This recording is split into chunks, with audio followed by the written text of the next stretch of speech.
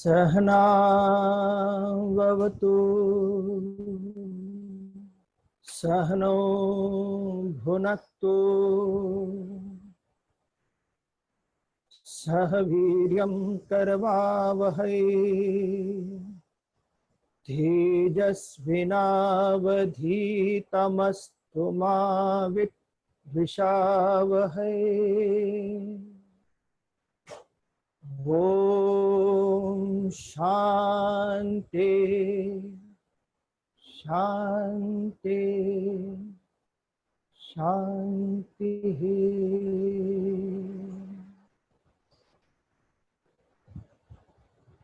प्रातः स्मरामि हृदि संस्फुरदात्मतत्त्वम्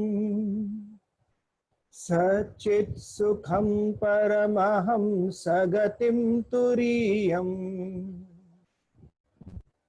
यत् स्वप्नजागर सुषुप्तमवेति नित्यम् तद्ब्रह्म निष्कलमहं न च भूतसङ्गः तपोभिक्षीणपापानां शान्तानां वीतरागिनां मुमुक्षोऽहमपेक्षोऽयम् आत्मबोधो विधीयते।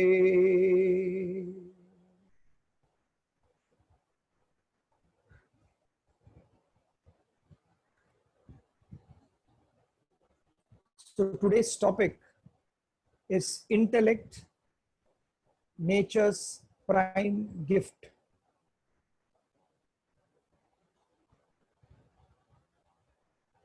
When we are talking about the physical personality, as mentioned before, at present our understanding is that we are a combination of spirit and the equipments of body, mind, and intellect.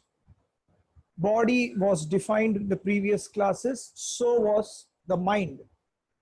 In all its devastating nature and forces, it was well described. Asthira, Chanchala, its attachment to the past causing ego, to the present causing excitement, possessiveness, to the future causing expectations, the turbulence of the mind. There is a tremendous amount of mind functioning in the world. Now we are slowly moving into the realm of what is that can control this mind. When we are discussing here, when we are talking here, the focus is on self-improvement.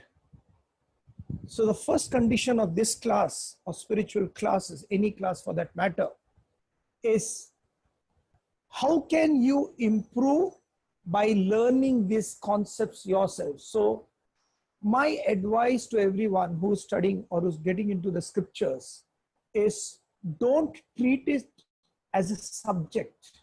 It is not a subject of physics or mathematics to be dealt with and say, I know this now. It's a different thing. This is life. The study never ends because you are constantly seeking that perfection. Whether the perfection is there, not there, it is a tangible, intangible, we have no idea until you reach that. Therefore, the idea is once you become, you understand it. So we are all in the process of becoming. So don't treat it as a subject saying this much I understood. Understanding and putting it into your life and experimenting it and living it is what the spiritual knowledge is all about. It is said that life sleeps in plants, dreams in animals, and wakes up in a human being. So the plant has a physical personality, physical body, it has got a physical structure, but it doesn't have a mind. When we say it doesn't have a mind, It is not that it doesn't have a mind. It doesn't react to emotions as an animal or a human being does. Dr. Jagdish Chandra Bose proved it that plants can hear and they can experience love. So if you talk lovingly to the plants and you put it, the plant grows wonderfully. This is an experimental issue, so you can see it. So when we say the plant has no mind or no intellect, we are talking technically, it doesn't have the feelings of what an animal or a human being has. Only physical personality. When we come to animal, animal has got a body as well as a mind. Pure, chaste emotions, where you see different animals and you look at them and say, how can an animal be so similar to a human being? I can't understand.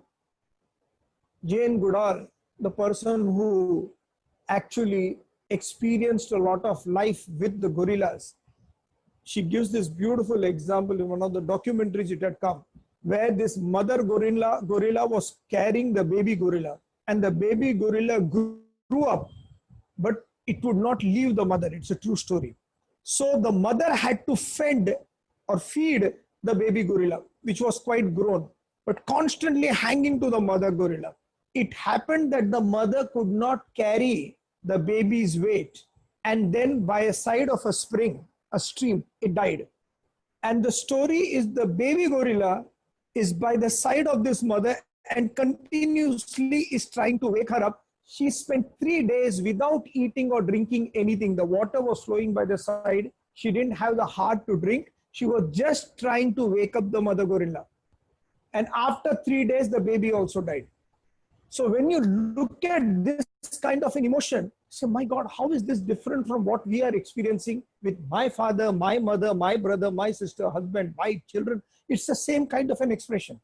So the emotion is there. So here the body is developed, mind is very well developed, but intellect is not developed.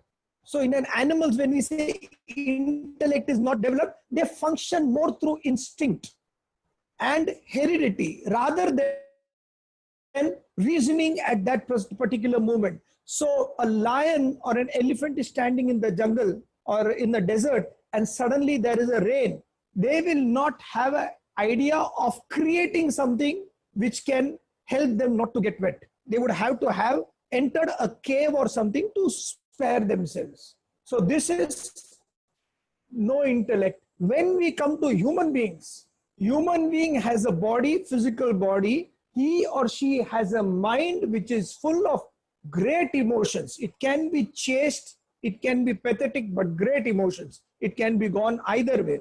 So emotions and intellect, buddhi, that buddhi is given only to a human being so that the person can think how to grow above the whims and fancies of the mind. That's all. So every time the mind is going somewhere downward, it is pulling the personality down. It is causing depressive thoughts, agitating thoughts. At that time, the intellect is supposed to intervene and say, listen, this is not what life is all about. There is much, much more to life than what we are experiencing now. Much more. It's a bigger picture. And since a human being has an intellect, he or she is also given a capacity to choose. How to choose my life, how to live.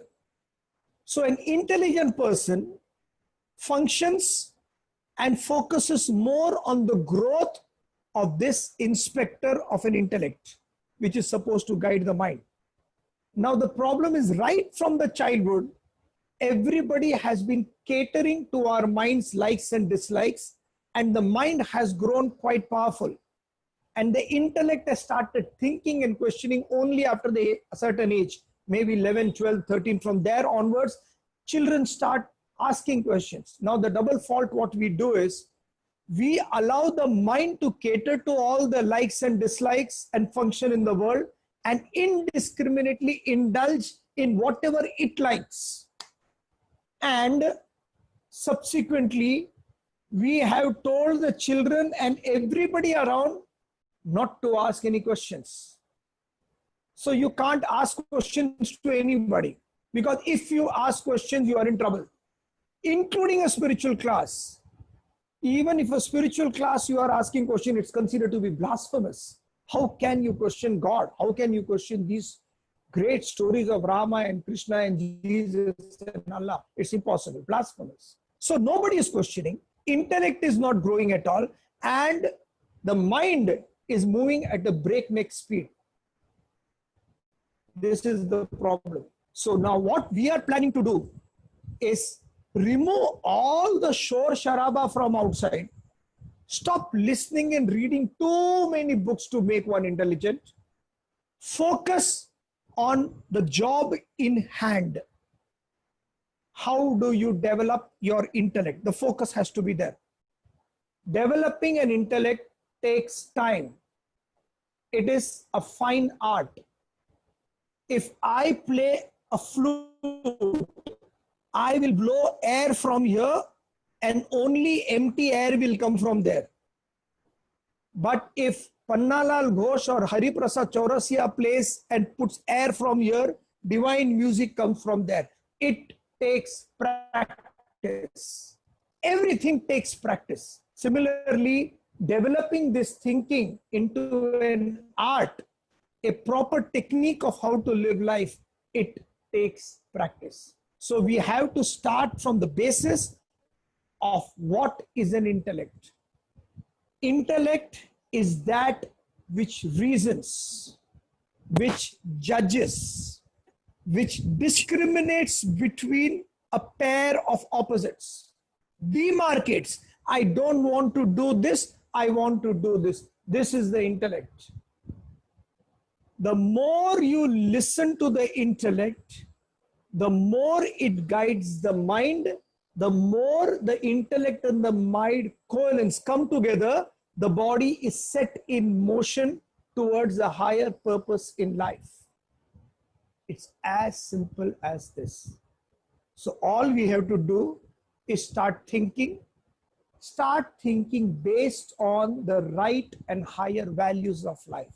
So the intellect itself, when we are talking about animals, plants, and human beings have an intellect. But human beings not only have an intellect, they have an additional faculty which is called the subtle intellect. The subtle intellect is that intellect which contemplates on how you can be a better being. Again, this is not to compare yourself with anybody else. So as soon as somebody says that person's mind is functioning this way, you have become tamasic by nature. It is not extroverted pursuit. It is not an evolution. It is an involution. You have to think from within. Body, my mind, my intellect, and how I can be perfect. How can I be better than what I was yesterday? No animal, no plant in the world has this capacity of the subtle intellect to think about a divine purpose in life. To be honest, because of the ideas so much rushing into my head, I don't even understand that there is a higher purpose. So people like that, they think this is it. Till my body is there, I'm there. Till my body is not there, I'm not there. My life is done. They don't have a higher purpose. How can I better myself? How can I show this face to that creator, whoever that creator is, and say, I have done justice to your creation? Just that attitude. So this subtle intellect is the so gross intellect and subtle intellect is a division of the intellect. Gross intellect is when the intellect thinks, reasons, and functions within the periphery of the world you know. So what to do with the disease, how to exercise, how to eat, what not to eat, blah, blah, blah. All this thing pertaining to the world belongs to the territory of the gross intellect. Remember, there is only one intellect. There are no bifurcations. We are bifurcating it so that we understand the intellect better. That's all. Okay. So gross intellect is that living only in the terrestrial realm. Subtle intellect is that which transcends the terrestrial realm. The best way to live a life is to live an unselfish life. If I have some money in my pocket and I can educate 2 girls from this town who are poor in whatever way I can so that their life becomes better, it's great cause of happiness, unselfishness. If you tell this to a person who is market oriented, who lives and dies and swears by the market, who is basically of selfish nature of mine, mine and mine, they will come and say, what do you get out of this doing good? What do you get? Do you get anything tangible? Answer is no. You don't get anything tangible. So there is no way a selfish person can understand selflessness. So when you say, I am doing a particular activity to make myself perfect, there is no way the world can understand, because they only know to give and take. They can't understand anything higher. Why are you doing this? Because it can better somebody else's life. As soon as you live with that, this is the subtle intellect. Subtle intellect marks that this is the way you have to live. No lion, no tiger, no elephant, no zebra will sit down and think, how can I become better? Nobody except a human being. So we have this great intellect, and what do? This intellect has dual roles. One, it reasons, thinks. The other role is, it is supposed to control the mind. In fact, that is the main role. It is supposed to control the mind. But from this intellect itself, what we do is, we start gathering intelligence. Therefore, we always recommend, we have an intellect, we should not go for intelligence. What is the difference between intellect and intelligence?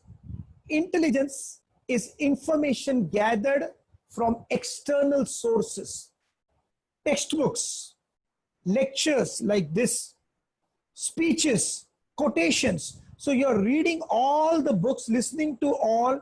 They say, there was this one person, I used to tell him that, why are you going to so many lectures? You choose one guru and listen to that person. Man, woman or child, which Shastra, it doesn't matter. As far as you listen to a person and you come to a conclusion that if I listen to him or her, my life, there is a chance that it can get better. That's all. Fix and go. So this person said, no, we are going everywhere. All the lectures हम लोग सुन रहे हैं. क्यों? हम अपने कान पवित्र करना चाहते हैं. We just listen. So listening from here, throwing and comparing. That person is better than this person. This person is better than. See the extrovertedness. We have started comparing teachers.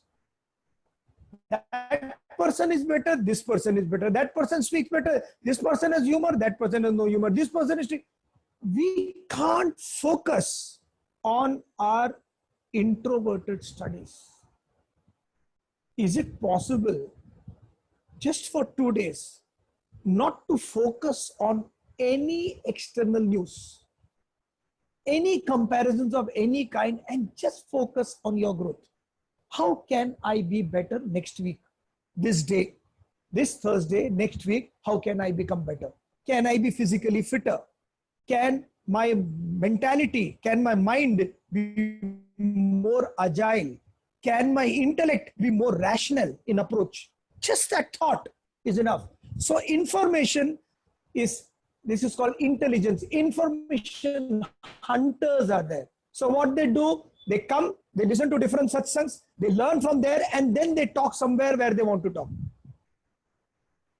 This is copying. Please, I am recommending one book for everybody. This book is called Fountainhead by Ayn Rand. Read this book. It is very close to Vedanta, if not complete Vedanta. I don't know Ayn Rand personally, so she's not giving any commission for this book. I'm not getting anything. I'm recommending the book because it's a really great read. In that book, there was this character called Peter Keating. There are two characters there, Howard Rourke and Peter Keating. And this Peter Keating was a copycat. Copycat in the sense he was not interested in architecture at all. He wanted to do painting. But the mother pushed him and said, no, no, no, you have to go into architecture. Same drawing is also there, no? So you can draw and you will become very famous. So he kept on listening to others what he should do. End of the book, he gets everything. He becomes the top architect of the United States. He gets all the commissions from the greatest of people. In fact, he looks at a girl, the most beautiful girl. I think so the girl's name is Dominique. He looks at the girl and he says that this is the girl I would like to marry. And he ends up getting married. He ends up getting everything, whatever he wanted. And yet, he was the most saddest person in the book. Please read it. You information hunters, intelligence will give you standard of living. From room to 3 room to 4 room to 5 room to 1 bungalow to 2 bungalow. It will increase in the society's nature. You will be looking and they will look and tell you that, wow, what a real great thing the person is doing. He's built a bungalow. She's built, all that concept will come from the name of the society. Happiness will be zero. You see, you will achieve everything. You will not have a soul. There won't be a soul. There is this beautiful movie called Dead Poets Society. In the Dead Poets Society, the first scene is that teacher comes, Robin Williams.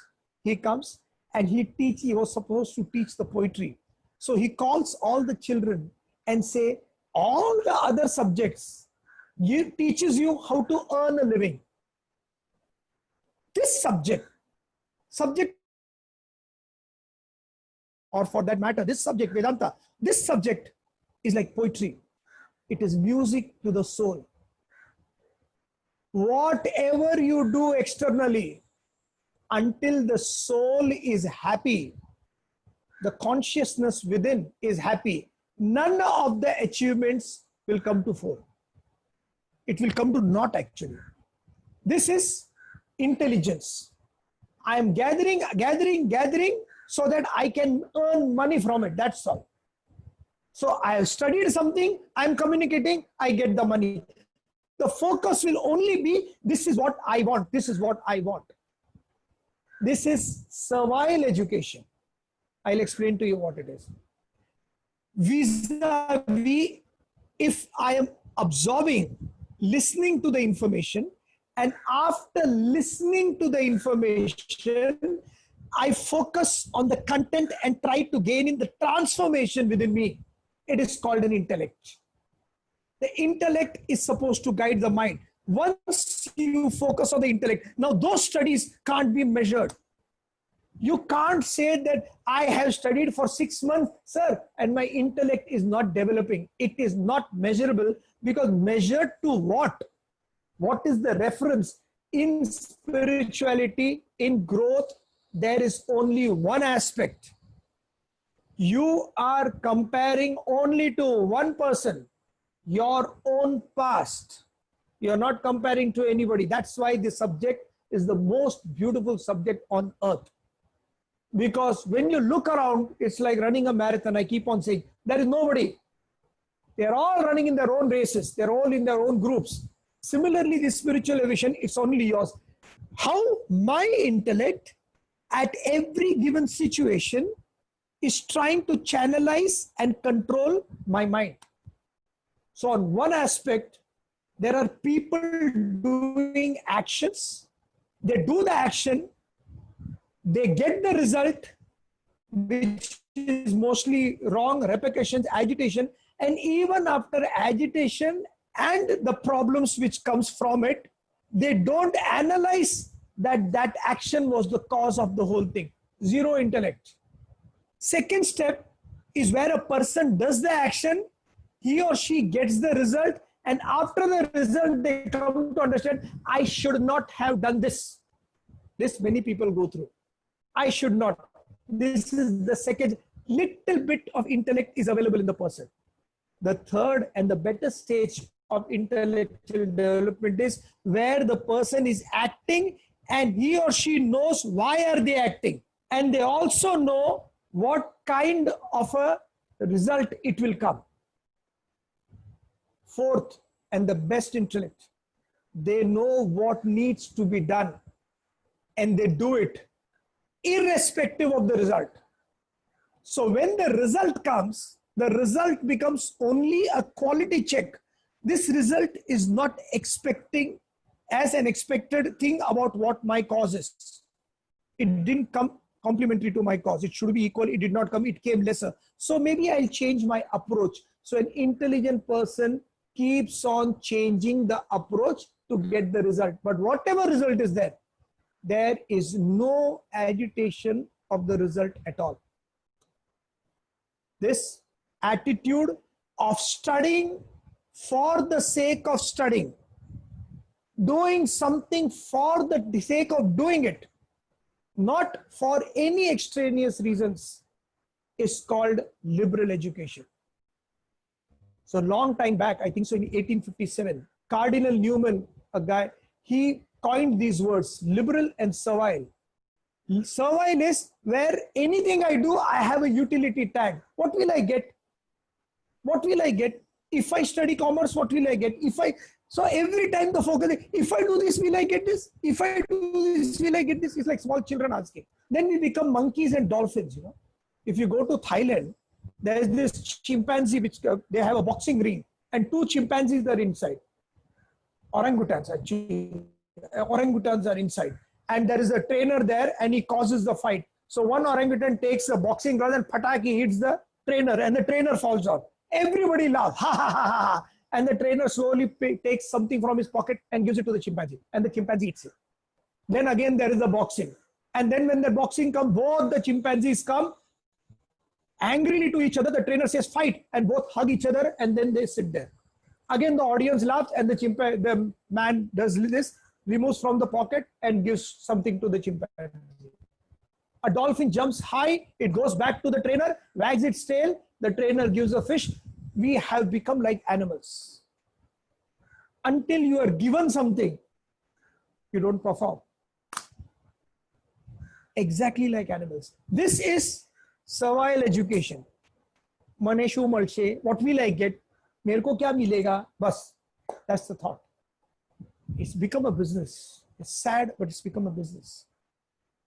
Nobody is interested in true knowledge about how they can change their life, make themselves more happier than what they were, so that that happiness can spread everywhere.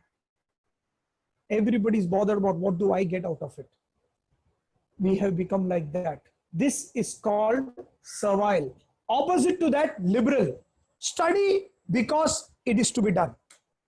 What is the time limit for the study? What difference does it make? It's a lifelong study.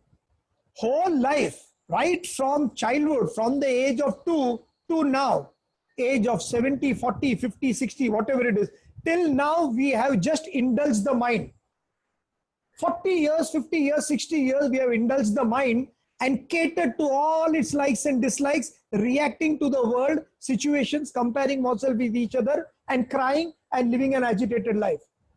And now when somebody is teaching you to learn how to tackle the mind with the intellect, people have a time frame. Can I get it in one lecture? Yes, you can get it in 15 minutes also. Crazy. A liberal education is you do something because you love it. You dance because you love. You sing because you love. You don't do it for others. Do it for yourself. Because when this soul is free, when it really tastes the freedom, I hope someday you experience this.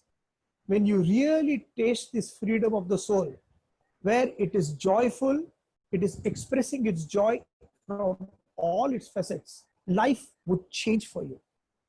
This is what an intellect does. The power of the intellect. And the intellect, how to manage it? Just a little bit of extension, give me 10 minutes more. The intellect's exercises of the intellect is three. One, first, in childhood, when we used to write these, compositions, there was a concept called pressy writing. So take up any book, spiritual book, if possible. You can take Swamiji's book also, or you can take this Howard Rourke, I said, the Fountainhead also. Take a topic from Vedanta treatise, Fall of the Human Intellect. Take a topic and make it 1/3 without losing the content of it. Number one, it's a great mental exercise when you are writing something. I personally do in all the classes is, I tell them to write the shlokas and write everything. One page without a mistake. And if there is any page, cancel it and rewrite again. But sir, the page will be wasted. Life is getting wasted. You're worried about the page. Huh? Right? If there is any mistake, cut. Right? If there is any mistake, cut. So your concentration increases and improves. Because the first thing that goes when the age comes is you stop writing. Hand starts shaking. So you better start writing something or the other for one page compulsory without a mistake. Second, discipline yourself. Morning, what time you're getting up, what time you're having breakfast, what time you're having lunch, what time you're having dinner, what time you need to exercise, what time you need to go for a jog, what time you need to sit and study, what time you need to do diya or aarti or whatever is your. I am not telling you to do the other time. I'm not telling you to get up in the morning 4:30. I am telling you whatever time you're doing it, get up at that time and mark a tick in the column saying, I got up and had breakfast at 8:15 sharp or 9 sharp, whatever is the time. Tick, tick, tick, and see to it that maximum ticks are there. You will see soon that you cannot stand according to your own timetable. I draw a timetable according to my time and I can't stand by it. And I expect according to my time. Kya baat hai? So this is second. Train yourself. Third, most important, introspection. Every night after dinner, just sit quietly for 5 minutes on the bed, if possible. Try to sit for 5 minutes without earplugs, music, TV, shut off. 5 minutes. And just go through what happened throughout the day. So I'll tell you how it works. Memory says this happened in the morning, this happened in the morning, this happened in the morning, this happened. There is no criticism about any action. This is right or wrong. It is just analyzing this happened, this happened, this happened, this happened, this happened. So your intellect has started moving for the first time in your life from A, this happened, this, and in between, if you forget also something, it's all right. Never criticize that particular action. I should not have done it. That man met in the lift and he gave me a smile, but I didn't even smile back. I should not have done. Oh, don't get into all that. This man came. Okay, then we got down the lift. But. This is the way your intellect will start functioning. Exercise your intellect. Take small baby steps. When a baby starts walking, it falls everywhere. And as an adult, you look up, say, oh my God, it's going to fall. Oh my God, let the baby fall 10 times, doesn't matter. Similarly, start with baby steps. Eventually, you'll see you are running a mile. One step at a time. Don't compare yourself with anybody. Don't listen to other people's negative comment, because you have to believe you are a work of art created by that magnificent creator. And this work of art is not there everywhere. This is unique to me only. Unless you believe you are special, nothing will happen. In that Kung Fu Panda, the last scene where the panda says, it's what you believe. I believe I am the dragon warrior, therefore I am a dragon warrior. If you don't believe you are special, nobody in the world will believe you. You are putting a price tag here in your chest and say, this is my price, excuse me, nobody take me lightly. But if you ask the world, what should be the cost of my this thing, you're finished. Then you are living and dying by the opinions and experiences of what the world offers. First, intellect, focus, study every day, and don't complicate things. Last exercise, I've done this in classes, so the class people will know. You take a book and a pen, mathematics exercise I am giving. Ready, everybody? Okay, I'm just saying it. 25 plus 35 into 2 plus 67.